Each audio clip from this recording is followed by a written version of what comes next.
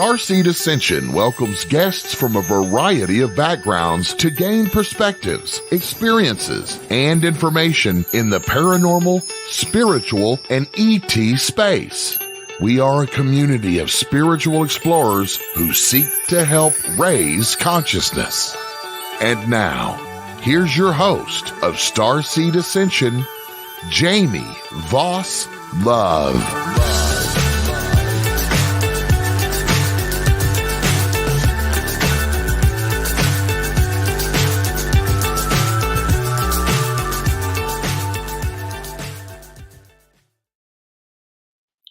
Hello. Welcome back to Starseed Ascension. I'm your host, Jamie Voss Love. And as always, like to thank the NX Network for producing our show, and shout out to Margie K and team. So I am super excited for tonight's guest. She is an ET contactee, galactic historian, interdimensional traveler, Galactic Akashic Records Guide, and Starseed Intuitive based in Colorado. So after a fateful ET experience a few years ago, she awakened to her true star lineage and higher calling. And through her ancestral connection with the Akashic Records, she has been receiving downloads of galactic historical information and universal spiritual knowledge ever since. So she feels that it is a big part of her interdimensional mission while here on Earth to help awaken others to their own true divine selves and cosmic origins. So please welcome Debbie Solaris. Hi, everybody, and hi, Jamie. Thank you for having me on. And I know we had to wait a while for this podcast, so I'm just happy to be here and with everybody. Beautiful. Well, thank you so much for being here. And I love the timing that it worked out, just as we were kind of talking before the show here. We're in the Lionsgate portal. So powerful energies, of course. Yeah, of course. Yeah, can't beat that. So anyway, I'm just preparing myself. I have a little downtime in between public appearances, but it's going to ramp up again next month. So getting busy. So it's going to get busy again. So it's going to be really interesting. And we maybe at the end of the show we can talk a little bit about what events I'll be involved with. But I'll just give the floor to you and let you ask the questions. Sure. Well, I have to say, Debbie, right out of the gate, I am blown away just by how vast and specific your galactic historic knowledge is. And especially for me, it comes through in like piecemeal. It's like little fragments. And then over time, it's like a string of data. I'm sure people tell you that, like that you have to put together. And you just have like, this vast amount of information. So I would love to start, and I know you've shared this before, but just for our listeners and viewers, just hearing more about that ET experience that awakened you to your star lineage. Yeah. It's a fan favorite story. I think everybody likes the story because it's so unusual. And if you were to tell me like years ago if I would ever have an experience like that, I would emphatically say no, hell no. That's just I had such an ordinary upbringing. I was raised in a military family with Roman Catholic background, and we traveled a lot, and I too was in the military for a few years, and then I worked for the public health department for quite a few years, particularly in Colorado Springs. So, I just wasn't that interested in the paranormal or ETs or UFOs. It just wasn't part of my periphery. It just wasn't something I really had much exposure to until I started dating my now husband. He had a lifelong interest in UFOs, and the paranormal things like Bigfoot and ghosts and just stuff that happens, weird stuff. So he's been following that for a long time. And so when I started dating him, I noticed he was always reading these articles about UFOs. And I was like, what the heck is my boyfriend reading? It's like, what is this weird stuff, And so we're judging it at the time. Yeah, I was just kind of like, what the heck, It was like, cause if you were to meet my husband, he comes across like such a straight kind of dude, like Sure. like the typical older white guy, but he was really into this stuff, and so I started reading some of the articles, and so I think in a way that expanded my consciousness to at least consider that, okay, maybe there's a possibility, maybe some of this might be real. But even then I was very skeptical. I was just not, I don't know, there must be explanation for all of this. But this kind of happened like early on, I would say like 2009, 2010. And then in 2012, we decided we're going to move forward with our relationship. And we bought I think rented a place in Castle Rock, which is just south of Denver. It's actually not that small of a town anymore. It used to be a really small town, but like everywhere else in the metro area of Denver, it's just really expanded. But at the time we moved there, it was still pretty much a small town. And we were just kind of going through a lot of transition. And then during that time, 2012 was a pivotal year as far as, the ascension process. People were, Sure. Focused on the Mayan calendar, and they were focused on, the big changes, that were going on in, our society, so I was a little concerned because it just seems like things were going to hell in a handbasket on this planet. And I always joke that I'm a spiritual worrier. I'm not a spiritual warrior. I'm a spiritual worrier. I worry all the time about everything. So it must be my Venus and Virgo. I don't know. But I worry about everything. But I was worried about, things that were going on. And so I sent out this prayer to the universe asking for assistance for planet Earth. And I was asking the angelic realm, Mother Mary, Jesus, God, ascended masters. And then at the last minute, I included the galactic brothers and sisters. I don't even know why I included them, but I just did. And nothing happened after my little prayer, so I sent out this really earnest prayer. I just really wanted help for the planet because people were suffering, beings were suffering, animals, the environment, so I wanted to see things better here. And so I said my prayer, nothing happened until 2 weeks later.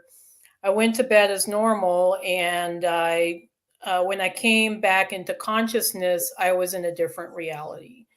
It felt kind of like a out of body experience, like I wasn't really physically there, but my consciousness was there. But when I looked at myself, when I was in this reality, if you want to call it that, I looked like myself. Sure. So I didn't look like a spirit. I looked like, my human self, but I was there, I think maybe in astral form. But I was looking around, I noticed, oh, gosh, this looks like a starship. It looks like some sort of a craft, but it wasn't metallic, So, a lot of times you watch sci-fi movies and everything's metallic. Everything looks like it's been, mechanically constructed. And this ship wasn't like that. It was very organic, comprised of light, maybe some materials, and like some very kind of plasma-like fluid material I've never seen before. And it had a bit of a structure to it. So it wasn't like you were in, this blob. There was structure. It did look like a starship, but it just was materials I've never seen. And I think I was just so much in shock. I was just looking at things. I was just like, wow, what's going on here? And the ship itself had a sentience about it because it was guiding me towards some space. It was like there was like a series of lights that were guiding me to a space. And so I was just kind of following along with the lights. And then I ended up in this large room. And The room had a holographic sphere in the middle of it, and there was 4 or 5 extraterrestrial beings waiting for me in this room. And I knew immediately they were extraterrestrial. There was no, there was no question that they were not from Earth. I mean, it was pretty obvious just by the way they looked like that they were not Earth beings.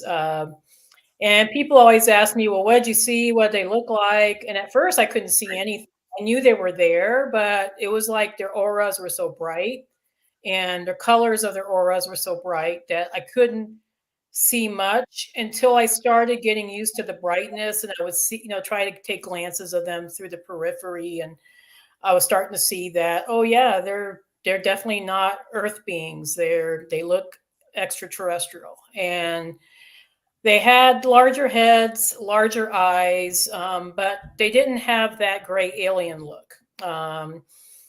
They were kind of bluish, greenish skin tone. The eyes had irises and pupils. They had very beautiful, refined features, but definitely did not. They kind of, I couldn't tell if they had hair or not. I don't think they had hair. I think they just had, heads, but, and they had, humanoid form, and they weren't super tall. But my feeling about them was that I think they normally are tall, but they were pulling their vibration down just to interact with me. They were just pulling everything down. And I was thinking of questions to ask them. And I was just, even before I could finish the question in my head, they were answering me telepathically. So I was like, oh, I guess they understand English, or, they understand me. So that's great, So I asked the obvious questions like, where am I? What is this? Who are you?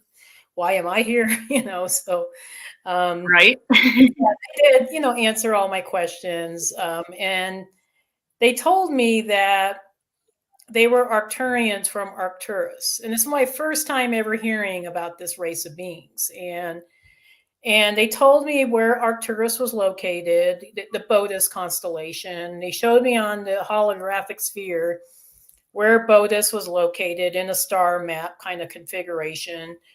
And they told me a little bit about their civilization. And they said I was on board a starship that was part of they said it was part of the greater group, which I think they might have meant the Galactic Federation or some galactic command, but that they were situated in a space between the asteroid belt and Jupiter. So they were actually in our solar system, but they were, kind of looking at Earth. So, it wasn't like I was in Arcturus. I was actually still in the solar system, but just on board their ship. And I asked, why me? I'm nobody special. I'm just stupid human person, And they said, well, we heard your prayer. They said they were impressed by my prayer.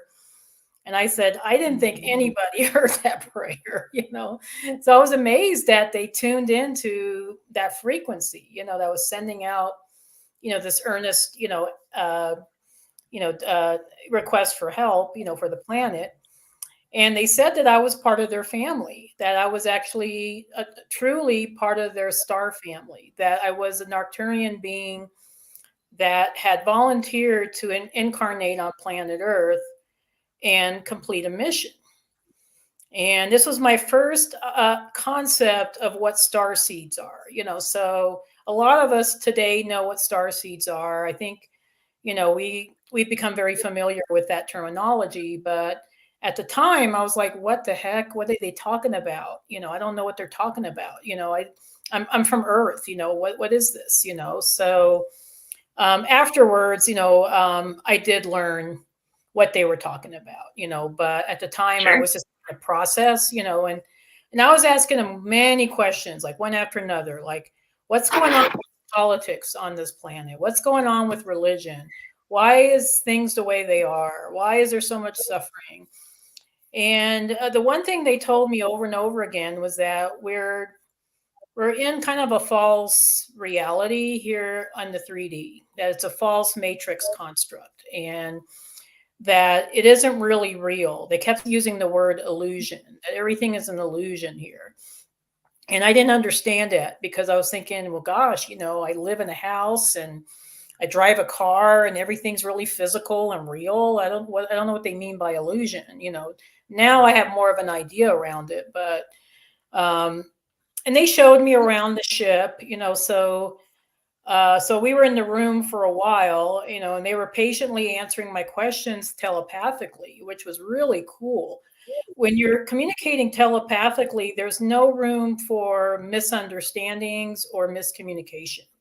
It comes across really, really clear. And a lot of times they use a combination of language and images, you know, so, and then they would emphasize it with the hologram that they had us in. But they showed me images of the potential for Earth's future, which was amazing. And they showed me a lot of things about even my own genetic history here on planet Earth. You know, why me? You know, why was I born in this family? Why was I born in this, you know, body? And then the thing that impressed me the most, you know, remember I said I was a spiritual warrior, was that I was always afraid of everything. And they told me you don't need to be afraid anymore. We have your back. We are looking out for you. We not just you, but your entire Earth family. And I thought they were talking about my, you know, immediate family. And I thought, well, that's nice. You know, they're looking out over me and my family. But what they really meant was my spiritual family, all of us. So all of us starseeds. Yeah, you know, it's like all of us starseeds, all of us light workers. They're all looking out for us. You know, they're all, you know, they said, you don't have to worry about things that are happening. They said, it's going to look worse before it gets better. You know, so just be prepared. You know, it's going to look like, you know, things are really, you know, chaotic and catastrophic. But they said not to worry because we have it under control, and everybody's protected. Everybody that's on this, you know, spiritual path. And so that gave me a lot of hope and a lot of, I think, reassurance that, you know what, I don't have to be afraid anymore because we have these amazing beings that are looking out for us. You know, maybe they're, you know, higher aspects of us, you know, or alternate dimensional aspects of us, but there's nothing to be afraid of. You know, this has been a choice that we've all made, you know, so it really changed my perspective. Like I said, they showed me around the ship, you know, and there was technology I've never seen. It was just, the ship was freaking amazing. It was like a huge city-sized ship, and there was like a mothership. Hundreds and hundreds of extraterrestrial beings on board this ship. It was, not all of them were Arcturians. There was beings from many different species that were on board the ship. And so, you know, so I saw beings that were, you know, likely Pleiadian or Andromedan or Syrian. I saw quite a few Syrians, but it was just amazing. And the vast majority of them, I would say, looked humanoid, but some of them weren't, you know, so some of them might have had, you know, amphibian features, or, you know, so it was, yeah, you know, so it was really fascinating because they kind of cut me loose, and I was wandering the ship on my own, and I ended up in this big atrium space, and I was like, wow, this is amazing. And it was like several stories high, and there was hundreds of beings that were walking around, you know, going to different places. And then there was this light shaft that was bringing beings across this huge atrium-like space. And it would look like a rainbow of light, you know, so it didn't look like I called it the light escalator, but it wasn't really an escalator. It was like just a shaft of light. And beings are traveling on the shaft of light. And I was thinking, wow, that looks really cool. I want to do that. And so I kept trying to step on one, and it was throwing me off. You know, so I was like, what the heck? Why is it throwing me off? And on the third or fourth try, I got caught by a Pleiadian being because I kept falling down, and the Pleiadian being picked me up, and it was a male. And he telepathically told me that I'm supposed to set an intention on where I want to go before going across, before stepping on the light escalator, you got to tell it where you want to go. And I think that's a good parody of life, like it's a good lesson for life. Like, I think, if we want to go anywhere, we have to first set an intention of where we want to go, so. Sure. So is it like training almost? Yeah, kind of. I think they were kind of maybe testing me or training me in a way, but I ended up stepping on that light shaft, and once I figured out where I wanted to go, so I just pointed a space. I want to go there, and then I was transported there, and it was so cool because it was like I was on a light, like a rainbow. It was just so cool. And then I woke up and I was back in my bed, back to 3D Earth. I was so bummed. I was like, I wanted to stay there forever. It was so beautiful. The thing when you're in the higher dimensional realms is that colors are so brilliant. I mean, it's like everything is crystal clear sharp. I mean, it's not like here in the 3D where sometimes you look outside and things look a little fuzzy, and the further you look at, things look fuzzy. Everything is so crystal clear there. And so you're in some different reality, because even lucid dreams aren't like that, so I knew something was, happening to me. And so when I woke up in my bed the next morning, I knew that my life was never going to be the same. I knew something extraordinary had happened, and my life and me, I was never going to be the same. And I didn't know how. I mean, I was still kind of processing. I processed for 2 years after that. I didn't really tell a lot of people about my story because I was afraid of being ridiculed. And so I went on this big mission of taking as many spiritual classes. It was like I went from being totally asleep to being totally awakened in one night. And I knew that there was a lot I needed to brush up on and a lot I needed to learn. So I went on this quest of taking as many spiritual classes as I could.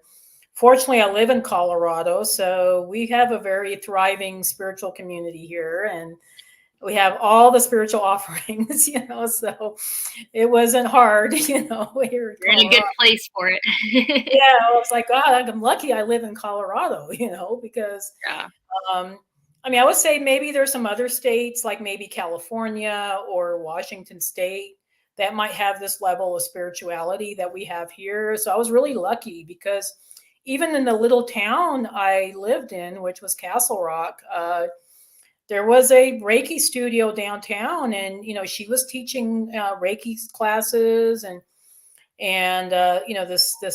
this lady, she was a former University of Colorado art professor, and so she definitely knew how to teach, and so I took a lot of classes from her, as well as throughout the Front Range, so I would go as far as Boulder sometimes, or Colorado Springs, but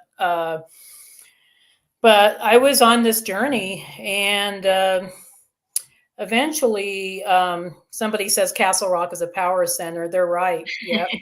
It's actually kind of an interesting place, because it used to be a railroad crossway. There's still trains that go through Castle Rock. But there's some very sacred lands here that were Native American lands that were sacred. And the reason for this is because there's so many ley lines that go through here. So there is a lot of energy here. Probably more so here than Denver Metro. So wow. Yeah, it is a really kind of a high vibrational area for that reason. And we still got the trains. Well, I'm sure you're there for a reason too. Yeah. It's kind of cute. Even from my house, there's this big rock. That's why they call it the Castle Rock, because it's this big rock that looks like, I don't know, like a castle, So, so it's a pretty cool place. But I actually, I don't know. I guess I kept my story to myself. I mean, obviously, I told my husband, and I told a couple of friends, and then I eventually told my spiritual teacher, and she was the one that got me onto doing Akashic readings, because she was telling me that, because after I had my awakening, I was getting massive downloads all the time. Like I was going through these interdimensional travels. I was seeing UFOs all the time, communicating with the UFOs. I don't know. It was just a lot of weird, phenomena that was happening with me all the time. I mean, one time I went to my backyard and there was like several hundred black crows hanging out in my backyard. There was black helicopters following. I mean, there was just a lot of weird stuff that happened between 2012 and 2014, so it was a really like surreal kind of, and at times I thought I was going crazy. I thought, okay, what the heck is going on?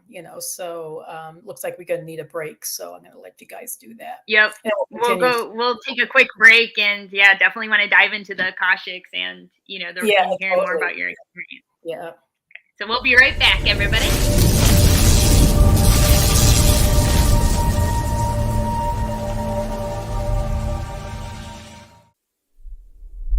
This September 6th through the 13th, join with like-minded souls in the experience of a lifetime on the Royal Caribbean Ovation of the Seas as we travel from Seattle to Alaska. Internationally renowned researchers, investigators, experiencers, authors, holistic healers, contactees, spiritual luminaries will sail on an extraordinary voyage of transformation. This cruise will explore UFOs, alien contact, cover-ups, ancient mysteries, the paranormal, holistic healing, and spirituality. Experience engaging lectures, one-on-one sessions, private, custom-tailored excursions, and a nightly UFO watch. The cruise is booking up fast. Go to contactatSea.com and be sure to mention the UNX Network when you book. That's contactatSea.com or phone 336-749-1219. That's 336-749-1219.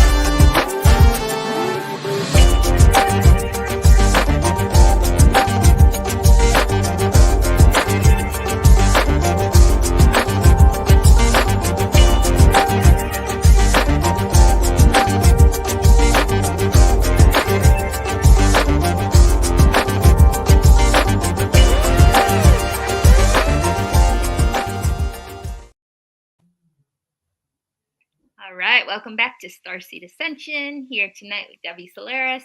Welcome back, everybody. And so you were mentioning, I mean, that must have been not only an incredible experience, but so much to unpack. And then coming back to third dimension as you I was depressed for months. It's kind of like similar to what a near-death experiencer would go through. Like they go into this other realm and then they come back and then they have to try to readjust to this, mundane, reality. And I had a hard time with my my 3D career after that. I was not. I went through a series of illnesses, but the spiritual path was interesting because I was getting massive downloads of galactic information and. At first, I didn't know if it was real, if I was making it up. I was just getting all this information. It was like, I would go to bed and wake up with all this new information. And so I started doing a lot of research and, taking courses and things like that, trying to, figure out, if what I was seeing was real, and that's when I started, reading a lot of books, so I was reading books by Edgar Casey and Dolores Cannon and, Alex Collier. I don't think he's written any books, but he's had a lot of information out there. And then Alyssa Royale Holt was another one. So all the luminaries, and they were saying this, they were talking about the same stuff I was seeing, so I was like, okay. And around this time, I was also,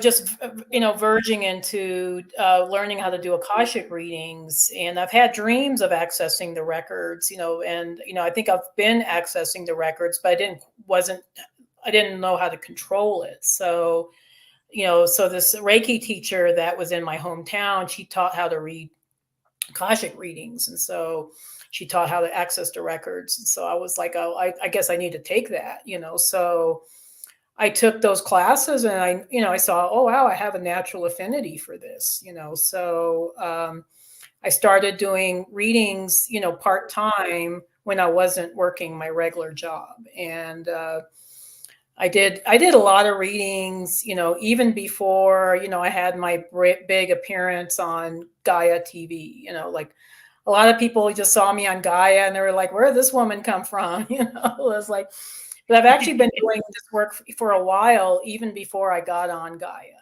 so, yeah. So I'd been in the community I knew you before Gaia. Yeah, no, I was pretty well known throughout Colorado. So I was doing a lot of presentations on galactic history throughout Colorado in person. And so, obviously, like I said, we have a, very strong spiritual community here. So I was asked to do presentations about star races and galactic history. And so I did that for a number of years before I had, my big, I guess, appearance. And there's a picture of me from the last one of my last recent conferences. That was the Starseed conference. That was really, and that was in San Diego. That was cool. Yeah, I love that. Yeah, that was a really awesome conference. They just started doing it in person this year, and Flo Karuna and Star Codes are the people that are presenting it and hosting it, and they did a phenomenal job. I think they did. I mean, for a first conference, they did really well, and so I was happy to be a part of that. But yeah, I did a lot of that kind of presentations even before Gaia. So how people have always asked me, well, how did you get on Gaia? And I said, well, I was doing Akashic readings for a lot of people throughout the Front Range. And some of them were Gaia employees, so I got to know the employees and they were like, oh, wow, your readings are really great. We need to get you on a show. And so eventually they asked me to be a guest on the Beyond Belief show with George Norrie. And I guess that was, a very popular show because they keep asking me back. And I think now I've been on 12 or 14 appearances since 2020. So they've had me back quite a bit. But I'm getting more information. Yeah, it's kind of fun. Yeah, it's I have a good relationship with Gaia TV. I'm very, very grateful for them for, showcasing what I do. I've also been on the Open Mind show and Deep Space. So if you're interested, you can check me out there. But getting into my Akashic work, I've done Akashic readings for thousands of people. I actually kept track of all my clients, so I had a spreadsheet of all my clients, and I just saw the numbers just increasing and increasing and increasing. And these were people from all over the world. So not just English speaking countries, but, people all over the world were having readings. And I was starting to notice, starseed patterns like, okay, people with this kind of lineage have these certain traits, or they're have a predisposition for doing this, or going through these particular lessons, or or there's a combination of things. And so I started just tracking that a little bit, so okay, I'm starting to see some patterns here. So it isn't just, oh, you get an Akashic reading and you get to find out where you're from. Oh, how cute is that? Like, okay, that's nice. I'm from the Pleiades, or I'm from, Andromeda. That's really good, but why is that important now? So to me, the main thing is knowing how can we use our knowledge of our past, or our past incarnations, to utilize that and amplify what we're doing here now on Earth. And so that was my interest all along, like, okay.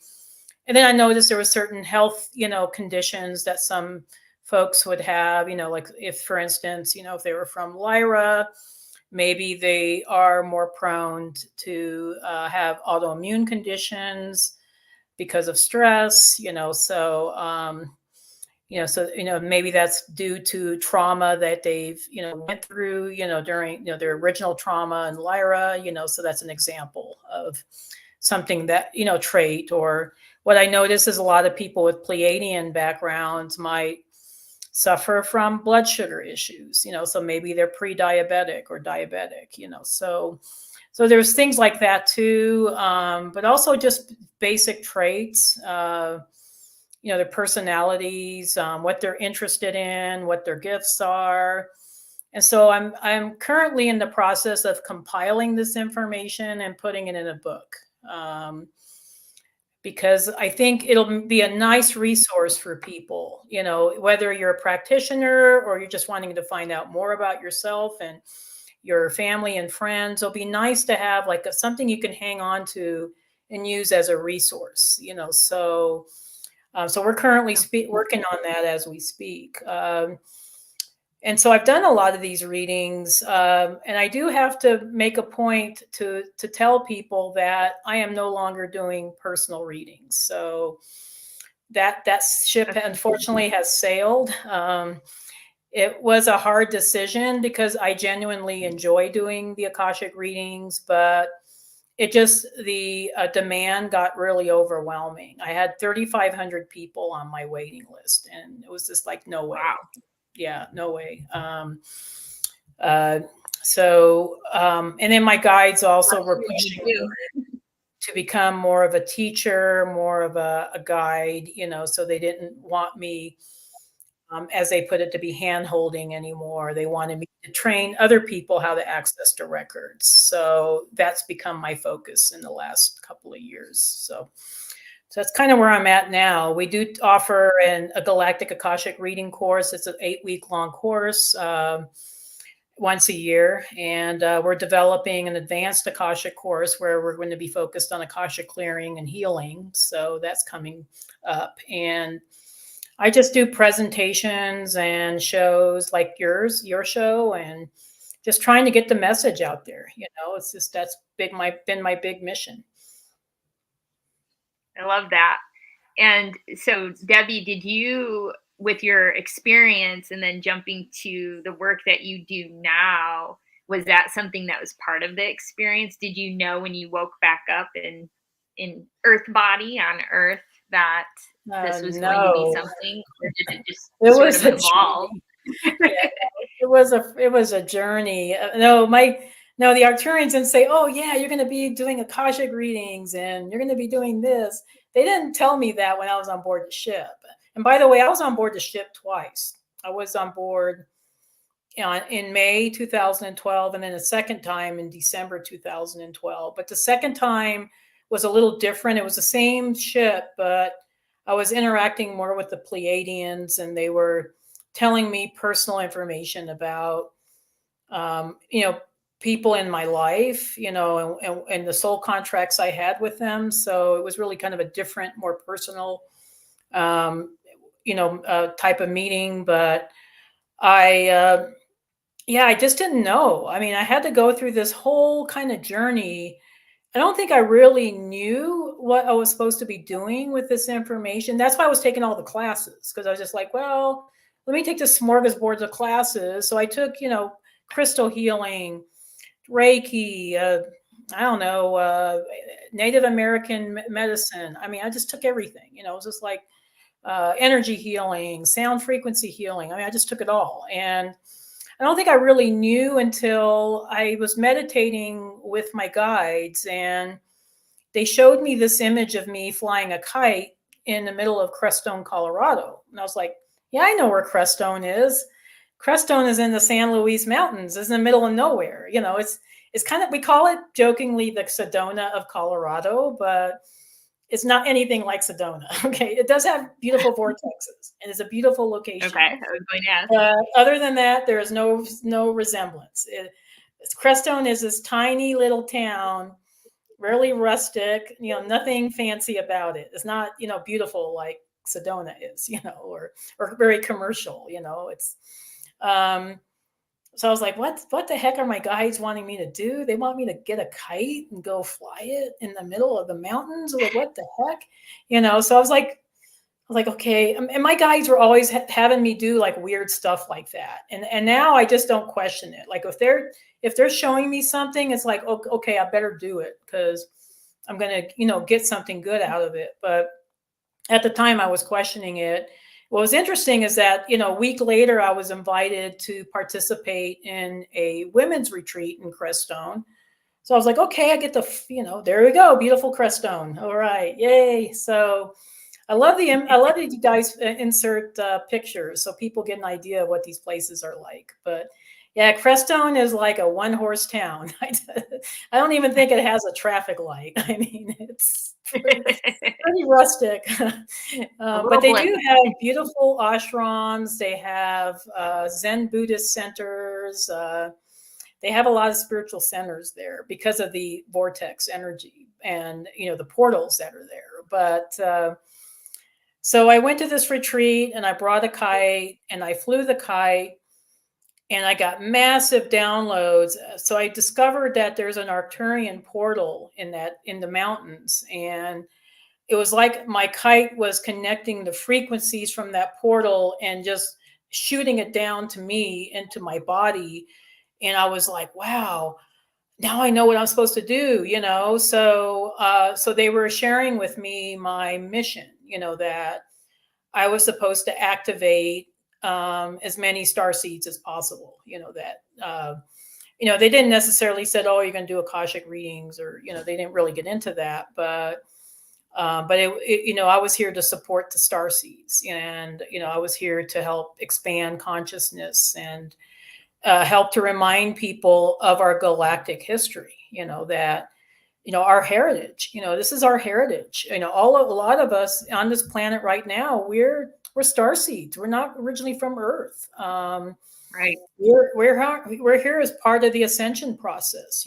We all have our own missions. So then I knew, okay, this is getting serious. Okay. And around that time, my guides were telling me, okay, you need to find a way to quit your 3D job. And I said, but I'm this close to retirement. I've been in this job for 17 years, and I can't give up on my retirement. And I was getting sick. I came down with breast cancer. I mean, I'm in remission now. I've been in remission now for 7 years. But my guides were screaming at me like, okay, it's time for you to start your mission, and you need to do it.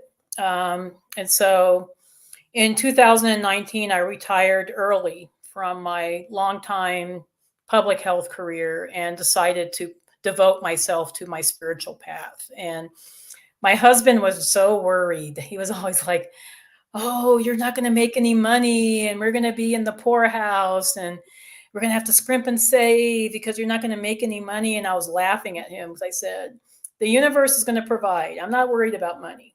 I'm more worried about my mission, so, and sure enough, the universe has provided quite well, actually, but, we're very comfortable and happy. But but yeah, it's just been this incredible journey. And I have to say that once I finally let go of the matrix, like it was really hard because of all this guilt, like, oh, my family was telling me, oh, you need to give up your Akashic career. You need to focus on retirement, just getting through the next few years. And I said, well, fuck the retirement. Excuse me. I hope I'm not using bad language here. You can bleep me out if you have to. But yeah, okay. So F the retirement. I don't care about the retirement. What I care about is the ascension of this planet. And that's my big focus, So so in 2012, I did retire. And then in 2020 was when, my career really kind of took off. So that's pretty much basically my story, I guess, if you want to say that. I think my story is still continuing, but we'll see where things take me. But it's been an amazing journey. And it's been, I think a lot of it is because I've had access to information from the records. Like, when people go through a galactic Akashic reading, it reconnects them with their true essence, with their true soul selves. And that in itself can be very life-changing. Just having that information about yourself, where you've been, what you're doing, where you're going to, that in itself can be life-changing. And I know that information, just having that information, either, accessing it for myself or for my clients, has completely transformed my life, And so I'm on this mission now to teach other people how to do this work, because it is so life-changing. And somebody's asking, can you see the future? Yes, you can. It's not, I would say it's more of a future probability. So when you do an Akashic reading, I don't just focus on the past. A lot of people think it's like a past life regression, and it really isn't. It's much more expansive than that, because we focus on a lot of present life stuff and then also future probabilities. So a lot of times I'll go into the records if I'm looking at somebody's future, and I'm telling them, well, you have this certain percentage that this is going to happen if you don't change anything, if you continue on this path. Now, because we're all free will beings, we can we can change our future. We're not beholden to a certain path, because we are free will, spiritual beings, so if I'm seeing, it's not necessarily written in stone, like one particular timeline. Yeah. That's why I say it's future probabilities, because it's not necessarily like, this is definitely going to happen to you. Just to give you an example of, I don't know, a future probability I did recently. So I did a reading for a friend of mine. We did like a little energy exchange thing. So I went through the usual, past life stuff with him. And then something kind of downloaded, and I was like, you know what? I think you're going to be meeting somebody, and I'm talking romantically, and you're going to meet her at a conference, and she's going to be really different than your previous girlfriend. She's going to be on the spiritual path. And it was kind of like a last minute ad at the end of the reading. So I don't think he paid that much attention to it. But then a week later, he says, oh my God, Debbie, you're never going to believe this. I met this person you were talking about. I met her, and we are been talking, and now we're going on a vacation to Mexico together.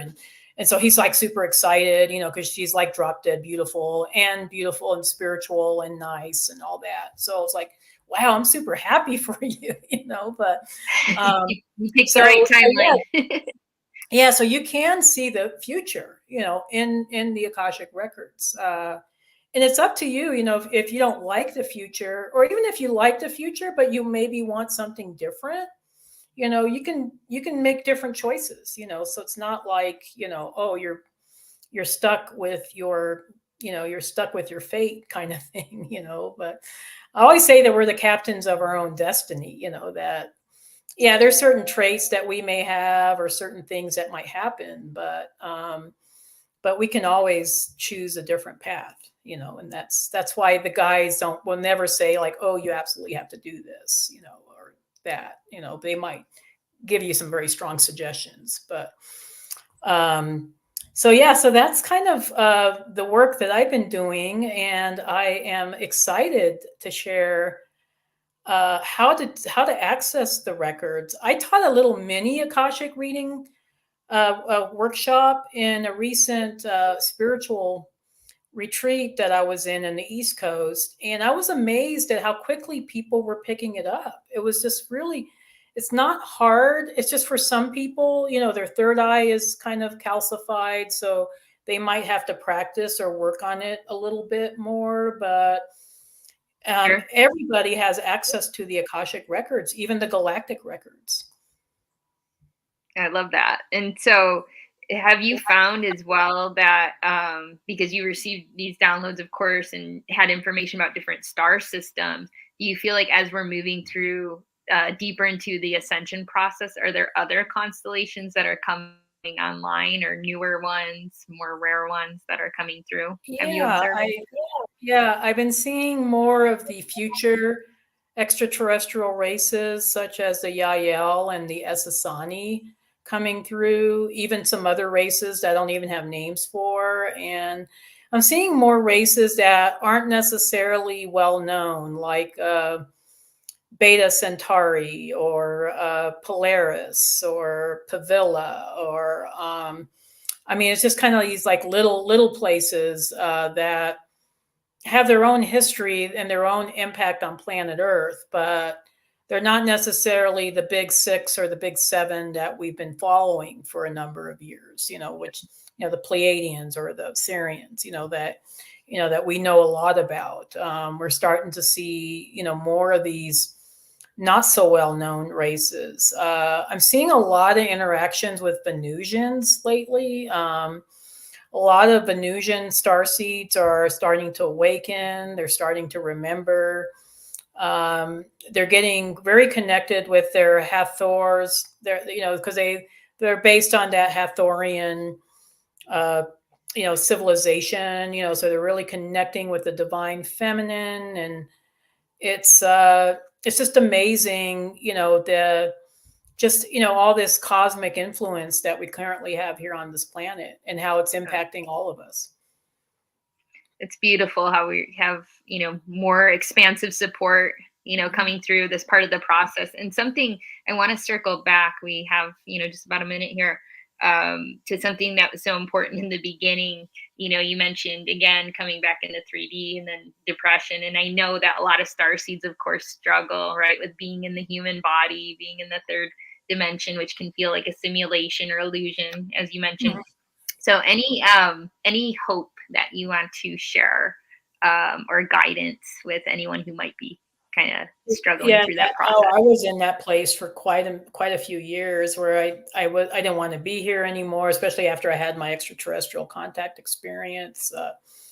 I was suffering from a number of different illnesses, some pretty serious ones like cancer, and I just felt pretty hopeless at times. And I think, the one thing my guides always told me was to stay connected with them. And the way to do that is, I know it's going to sound boring, but through meditation.